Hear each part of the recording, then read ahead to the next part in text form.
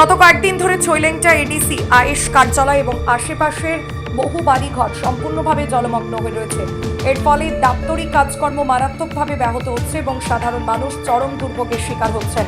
স্থানীয় সূত্রে জানা যায়, রাস্তার পাশের নর্দমাগুলো দীর্ঘদিন ধরে আবর্জনায় ভরে থাকার কারণে জল নিষ্কাশনের সঠিক ব্যবস্থা নেই। সামান্য বৃষ্টিতেই পুরো এলাকা জলাবদ্ধ হয়ে পড়ছে।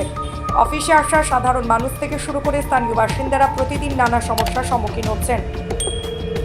এই গুরুতর পরিস্থিতির দ্রুত সমাধানের দাবিতে আজ লংতরাই ভ্যালি সাব ডিভিশনাল ম্যাজিস্ট্রেটের নিকট একটি স্মারকলিপি প্রদান করেন ত্রিপুরা সিটিজেন ফেডারেশন TCF এর জেনারেল সেক্রেটারি রাজীব সরকার। তিনি প্রশাসনের দৃষ্টি আকর্ষণ করে জানান, অবিলম্বে নর্দমা পরিষ্কার ও জল নিষ্কাশনে স্থায়ী ব্যবস্থা গ্রহণ না করা হলে পরিস্থিতি আরও ভয়াবহ আকার ধারণ করতে পারে।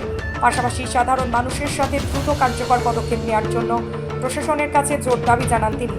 এখন দেখার বিষয় প্রশাসন কত দ্রুত এই সমস্যা সমাধানে উদ্যোগ গ্রহণ করেন এবং সাধারণ মানুষকে জলাবদ্ধতার দুর্ভোগ থেকে মুক্তি দেয়। কি নিয়ে আপনারা আজকে ডেপুটেশন দিতে যাচ্ছেন? নমস্কার সকল মিডিয়া বন্ধুদের। আজকে আমরা বিষয়টা হলো বিগত কয়েকদিন ধরে যে কালবৈশাখী তাণ্ডবে ছৈলেংটা সাউথ ছৈলেংটা জায়গার লংতরাই পাড়ায় কিছু বাড়িঘর, এখানে অফিস জলমগ্ন হয়ে গেছে। তো এলাকাবাসী কয়েকদিন ধরে অভিযোগ করছিল আমার কাছে। তো পার্সোনালি আমি ওই অভিযোগটা নিয়ে ডিএম সাহেবের সাথেও কথা বলি।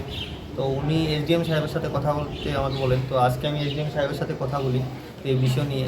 তো আমরা একটা TCF, আমরা জানি যেটা ত্রিপুরা মাথা পার্টির একটা অংশ, TCF-এর পক্ষ থেকে আমরা একটা স্মারকলিপি প্রদান করি SDM স্যারের নিকট।